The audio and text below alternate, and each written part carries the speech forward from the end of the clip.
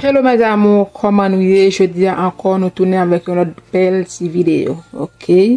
Vidéo nous pour aujourd'hui, c'est chaka maïs. Nous allons utiliser maïs cassé, joumou, sucre, essence, cannelle, lait et puis très important, sel.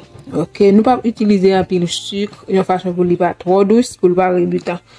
La maïs nous vraiment cassé, guys. Nous pas quitter les bouillir trop. Ok, nous allons seulement mettre le bouillir pour 15 minutes. Après ça, pour nous ajouter joumou pour être capable de cuire ensemble. Ok, on allait.